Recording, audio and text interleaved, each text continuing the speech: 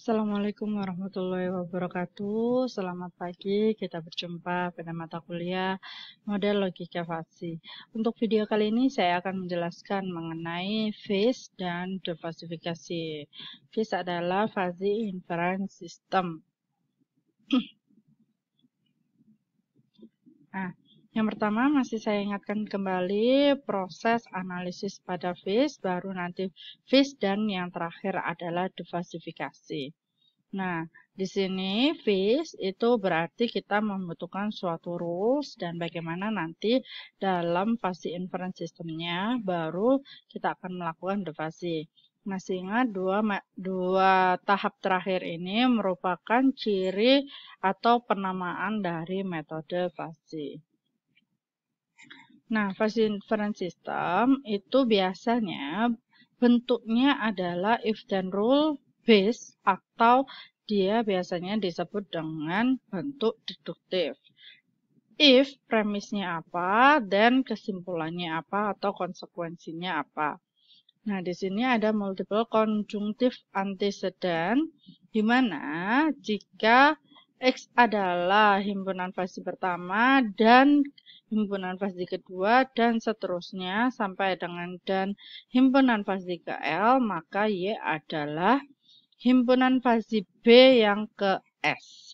Di sini dengan asumsi nanti himpunan fuzzy semesta itu merupakan himpunan fuzzy A yang ke-1 irisan dari himpunan fuzzy A kedua dan seterusnya sampai dengan irisan himpunan fuzzy A yang ke L. Maka jika himpunan fuzzy ke S, maka nanti himpunan fuzzy B yang S.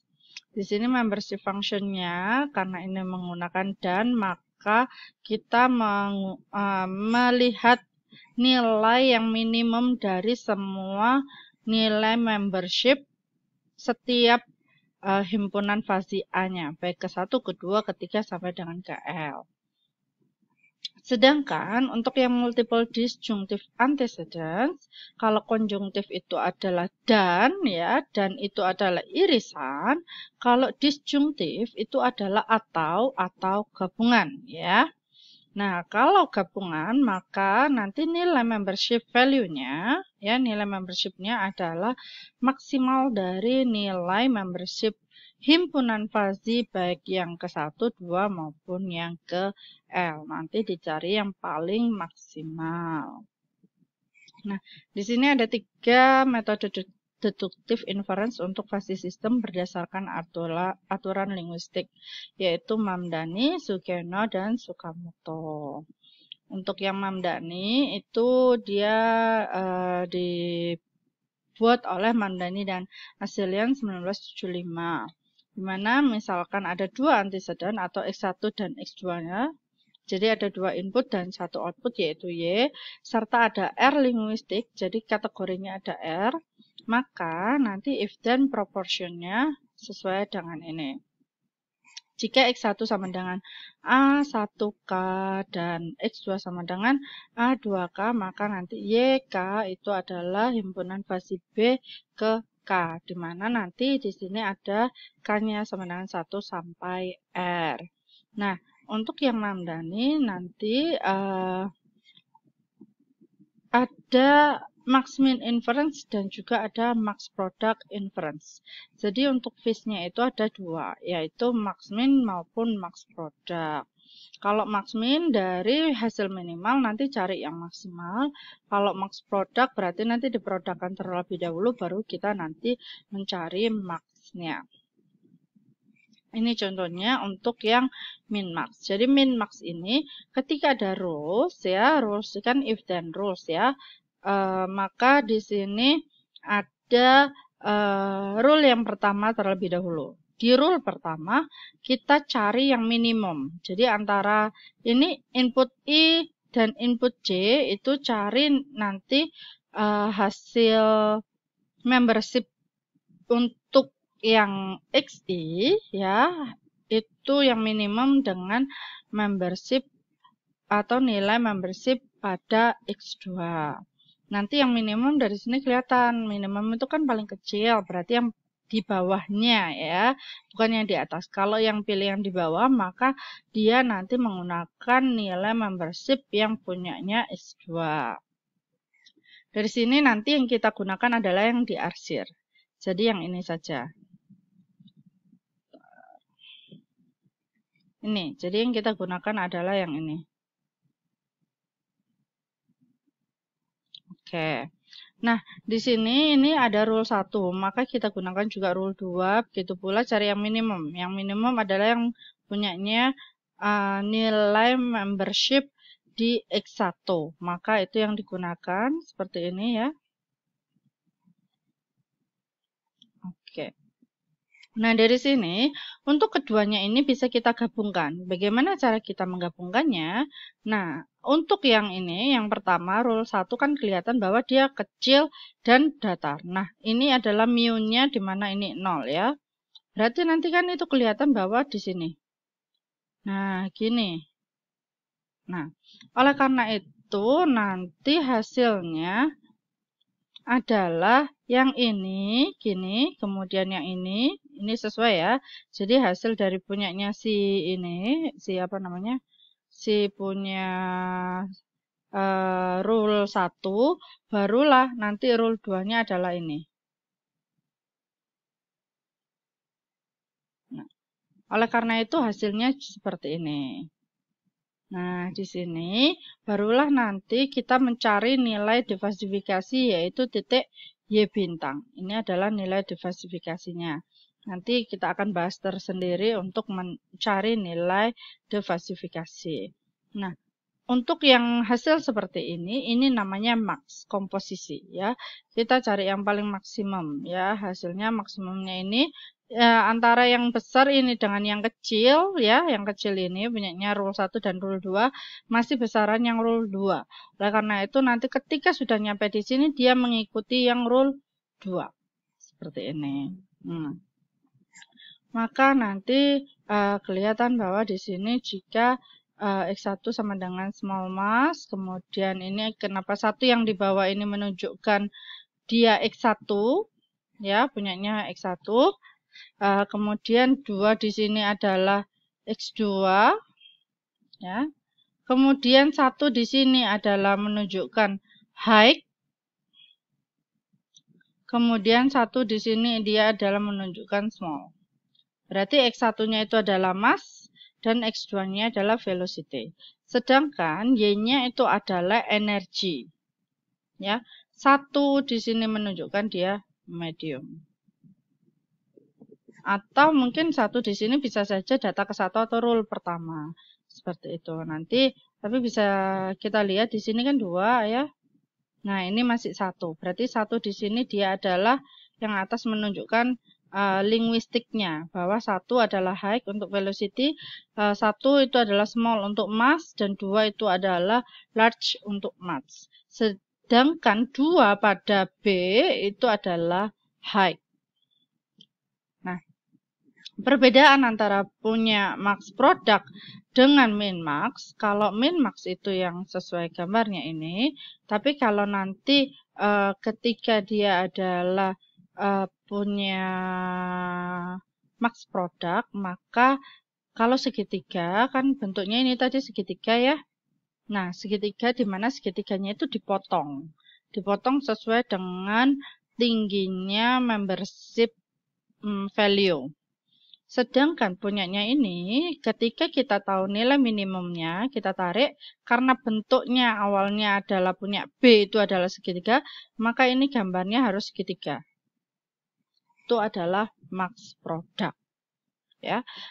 Sedangkan titik puncaknya ini kita sesuaikan dengan yang ada titik puncaknya yang asli. Jadi titik puncak yang asli di sini berarti nanti kita cari yang titik di mana dia perpotongan antara puncaknya dan juga perpotongan antara untuk yang nilai membership-nya, sehingga baru ditarik garis membentuk segitiga. Begitu pula untuk yang rule kedua, dari sini ini adalah puncaknya, kita tarik garis ke bawah, Kemudian ini yang minimal adalah segini, berarti titiknya pertemuannya adalah di sini, baru kita tarik garis menjadi segitiga. Baru setelah ini kita buat ininya. Kita buat perpotongan antara segitiga yang rule 1 dengan segitiga yang rule 2. Maka kalau saya lihat di sini ya. Nah, titik dari rule 1 itu kan datar sekali seperti ini. Nah, misalkan segitiganya seperti ini ya. Nah, ketika kita gabung, maka kita bisa membuat segitiga yang baru ya adalah ini punyanya rule 1, baru punyanya rule 2, ya kan? Ini punyanya rule 1, baru punyanya rule 2, dan yang ini pun turunnya mengikuti yang rule 2. Jadi tetap maksnya dipergunakan. Tapi produknya adalah sama dengan produk atau sama dengan bentuk membership function dari himpunan fuzzy B. Atau dari yang Y-nya ini tadi, bentuk membership functionnya apa. Seperti itu. Maka diperoleh, barulah nanti kita akan mencari nilai defalsifikasinya. Untuk metode Sugeno itu sebenarnya adalah diperkenalkan oleh Takagi dan Sugeno di 1985 serta Sugeno dan Kang 1988. Nah, bentuknya di sini berbeda dengan punyanya Mamdani. Kalau Mamdani itu nanti hasil if-nya itu adalah Y is B pangkat K, jadi himpunan fuzzy B untuk yang kategori K. Sedangkan punya Sugeno ialah dia fungsi dari inputnya. Jadi nanti ketika inputnya ini kan ada dua, ada X dan Y ya. Anggap saja ini X1, ini X2 seperti itu. Maka nanti nilai hasilnya adalah F, X, Y. Nah, di sini hampir mirip dengan punya regresi, tapi dengan regresi itu kan nanti tanpa menggunakan if, langsung dia kombinasi linearnya saja. Sedangkan punya fuzzy itu ada rule-nya yaitu X1-nya dan X2-nya apa. Jika Fxy itu adalah konstanta, jadi nanti jika X-nya apa, Y-nya apa, maka Z-nya sama dengan 5, seperti itu. Itu kan merupakan suatu konstanta. Maka inference system dari Sugeno ini disebut zero order Sugeno. Karena dia tidak tergantung dengan XY. Zero order itu dari mana? Nanti di sini kan X pangkat 0 ya, ditambah Y pangkat 0 ditambah K. Nah, oleh karena itu, K ini konstanta ya, oleh karena itu ini adalah 1. Sorry, ini harusnya tidak ada atau 0 ya, maka nanti ini disebut 0 kali. Nah, ini disebut dengan zero order karena tidak tergantung X maupun Y-nya atau tidak tergantung dengan inputnya. Sedangkan nanti kalau misalkan ini linear ya, itu disebut dengan first order model Sugeno. Jadi di sini kalau misalkan nanti ada X, ini ada A, X plus BY, kemudian plus K, berarti ini termasuk first order. Bagaimana kalau misalkan ada AX saja tanpa konstanta dan tanpa Y, tetap dia adalah first order karena masih tergantung dari order pertama untuk X-nya maupun Y-nya, seperti itu. Ya, itu adalah Sugeno. Kemudian di Sugeno ini juga dia menggunakan prinsip dari min atau max untuk membuat defalsifikasinya yaitu weighted average. Jadi dari rule 1, ini rule 1 ya.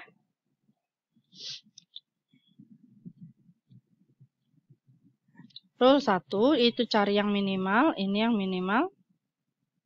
Sorry, W1 itu sama dengan P1 kali X1, berarti kita tidak cari minimal atau maksimalnya.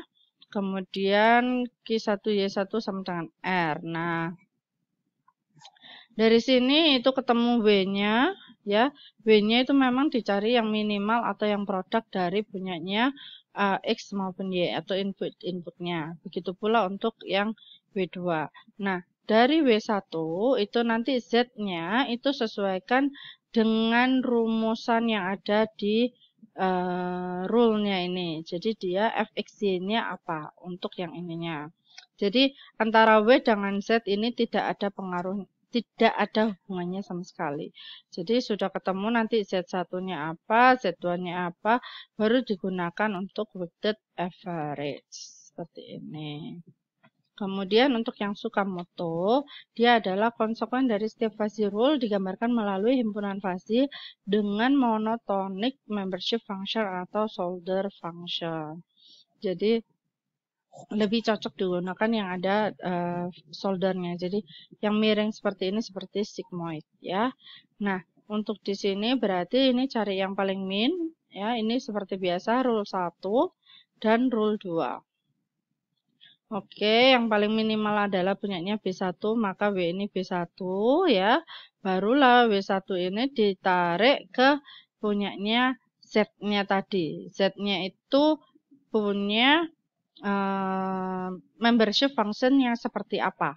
Jadi tidak harus solder ya, tapi dia memiliki membership function yang mana, baru nanti diterapkan kelompok yang mana. Nah, ini kelompoknya W-nya ini digunakan. Jadi ketika tahu nilai dari W-nya, W itu kan punyanya mu ini, ditarik ke fungsinya membership function-nya, ketemu di sini kan titiknya.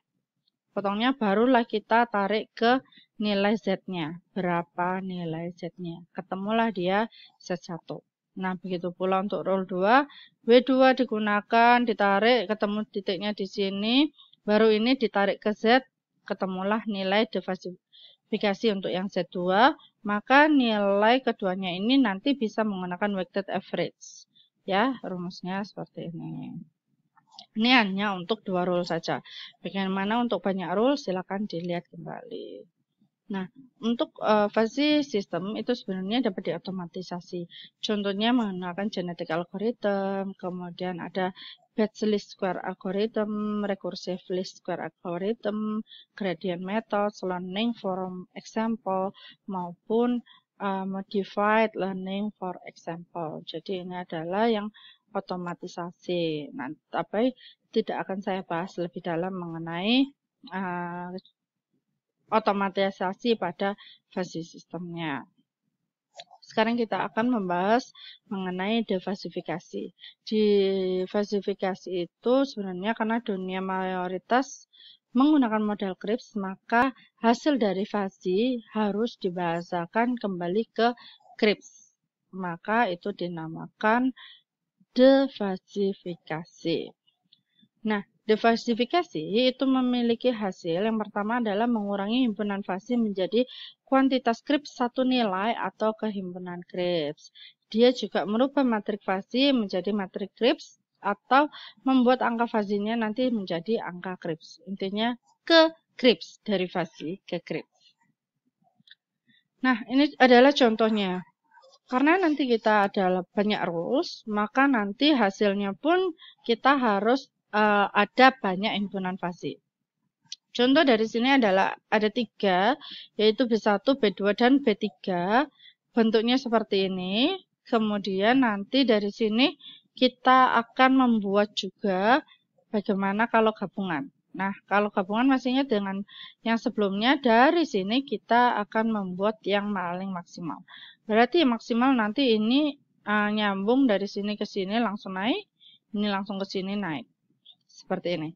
Nah, nanti ada beberapa rumus defasifikasi di mana menggunakan yang ini, ya, dan ada yang menggunakan ini. Ini kita cari titiknya, yaitu ketemu 3,6 dan ini ketemu 5,5. Nah, defasifikasi itu banyak situasi di mana output dari fuzzy itu harus diskalarkan, ya kan? Ini skalar itu opposite kebalikan dari fuzzy. Maka defasifikasi adalah konversi dari fuzzy yang precise menjadi tidak precise atau menjadi yang crisp. Nah, untuk diversifikasi itu sendiri ada banyak metode. 1, 2, 3, 4, 5, 6, 7. Ini adalah 7 yang bisa saya jelaskan. Nanti mungkin ke depannya masih banyak lagi yang lainnya. Tapi ini secara umum saja. Kemudian yang pertama adalah Max Membership Principle atau Hack Methods. Ya, di sini untuk nilai, jika diketahui nilai dari membership functionnya lebih besar daripada membership function yang di crisp, maka nih, nah nilai Z bintang itu adalah diversifikasi. Jadi dari gambar ini kita ambil satu nilainya saja. Di mana Max Membership Principle itu berarti kita cari nilai Z yang memiliki nilai membership paling besar di antara semuanya. Nah, berarti di sini itu ada kelemahannya, yaitu hanya bisa untuk yang satu titik saja seperti ini untuk yang paling high-nya. Ya, kalau untuk yang banyak titik seperti ini itu agak susah karena nanti nilainya ada banyak. Ya, dari contoh sini nilai paling besar itu berarti di sini Y-nya ya. Nilai membership yang paling besar itu adalah punyanya B3 ada di sekitar ini. Nah, di sini itu jika kita tarik garis ya, ini adalah 1. Nilai yang paling besar adalah 1. Kita tarik garis red itu adalah 6 sampai dengan 7. Nah, kalau seperti ini kan semua angka 6 sampai 7 itu memenuhi dari Max Membership Principle dan ini tidak bisa dicari hanya salah satu saja karena semuanya memenuhi. Maka jika seperti hasilnya trapesium seperti ini, maka dia sulit untuk menentukan nilai diversifikasinya. Hanya bisa kalau hanya ada satu titik saja yang memiliki nilai maksimum atau paling tinggi. Tidak harus satu, ya, yang paling tinggi. Itulah yang kita gunakan. Jadi ceritanya diversifikasi ini kita tahu bobotnya berapa, nanti nilai diversifikasinya berapa. Seperti itu. Yang kedua adalah centroid methods, itu juga dikenal dengan center of area atau center of gravity. Jadi di sini kita menggunakan integral jika datanya adalah kontinu. Tapi rata-rata kontinu ya, karena penggambarannya adalah seperti ini. Bukan fungsi setapak. Fungsi setapak adalah tidak ada yang miring-miringnya ini berarti dia nanti fungsi setapak. Tapi kalau misalkan dia ada miringnya seperti ini berarti dia bukan fungsi setapak. Nah, nilai dari centroid methods itu kita akan nanti mencari nilai diversifikasinya. Nah, metode ini yang paling sering kita gunakan untuk diversifikasi berdasarkan referensi Sugeno dan Lee. Nah, contohnya dari sini ya, ini. Maka kita tahu ini 0 sampai 1 miring ya. Miring ini kalau kita buat lihat persamaan fungsinya adalah 0,3Z. Jadi ini untuk yang mu-nya ini. Ini adalah rumusnya. Fungsinya adalah 0,3Z. Baru dikalikan Z, ya. Baru DZ. Nah, 0 sampai 1. Berarti ini 0 sampai 1. Seperti itu. Kemudian 1 untuk 1 sampai 2. Berarti nanti perlu ini 1 sampai 3,6 ya. 1 sampai 3,6. Nah, rumus dari sini adalah 1. Itu kan nilainya, bukan 1 ya, dia adalah 0,3. Dia di sini adalah 0,3. Oleh karena itu ini adalah 0,3 saja, baru sesuai rumusnya Z dZ. Ya, dikali Z dulu baru dZ. Kemudian ada 3,6 sampai 4 untuk yang miringnya ini, rumusnya ini. Kemudian ini 0,5 ya. 0,5 yaitu 4 sampai 5,5, betul. Baru 5,5 ini sampai dengan 6. Oke, ini betul. Karena miring nanti dicari ternyata ketemu Z minus 5, baru dikalikan Z dZ. Ini 1 untuk 6 sampai 7. Oke, nah kelihatan ya ini 1 Z DZ, kemudian 7 sampai 8 itu adalah 8 min Z DZ. Baru diselesaikan nanti ketemulah nilai defasifikasinya adalah 4,9. Ini adalah contohnya. Kemudian untuk weighted average method. Weighted average method ini bisa kita gunakan untuk yang seperti tadi menemukan nilai weight-nya dulu, baru dikalikan dengan hasil defasifikasi setiap row-nya. Nah, kalau berdasarkan ini ya, weighted average method itu hanya bisa digunakan atau lebih baik digunakan untuk yang symmetric membership function. Jadi contohnya untuk ini kan ada 3. Jadi untuk weighted average method kita melihatnya bukan yang hasil max-nya, tapi tetap melihat dari fungsi keseluruhan di setiap himpunan fasi. Nah, himpunan fasi di sini ada 3, maka kita juga nulisnya ada 3, Z1, 2, 3. Kita ambil yang paling tinggi yaitu 1 sampai 4 ya untuk yang himpunan fasi pertama. 1 sampai 4 nilainya adalah 0,3. Nah, dia awalnya 1 sampai 5. 1 sampai 5, bukan 1 ya, mohon maaf, ini adalah 0. Yang betul. 0 sampai 5, itu kan berarti jaraknya ada 5 ya. Dibagi 2, tengah-tengahnya adalah kita ambil 2,5. Jadi tengah-tengahnya. Baru di sini ketemulah nilainya adalah 0,3. Kemudian ini untuk W-nya. Sebenarnya itu seperti ini. Kemudian yang kedua 3 sampai 7. Tengah-tengahnya adalah 5. Berarti nanti 5 ada di sini. Dia nilai membership value-nya adalah 0,5. Untuk yang ketiga 5 sampai 8. Ini ya, yang kuning 5 sampai 8. Ya, kemudian tengah-tengahnya itu adalah 6,5. 6,5 di sini adalah 1 untuk weight-nya. Nah, weight-nya dikalikan dengan defasinya, 0,3 ini defasinya 2,5. Ditambah begitu seterusnya sampai yang ketiga baru dibagi dengan total dari bobotnya. Hasilnya adalah 5,4167. Dan ini berbeda dengan yang punyanya sebelumnya yaitu centroid method 4,9. Berarti 5, ini 5,5 hampir seperti itu, 5,4. Jadi ada perbedaan hasil defasifikasi. Nah, weighted average method ini dia paling banyak digunakan untuk fasi karena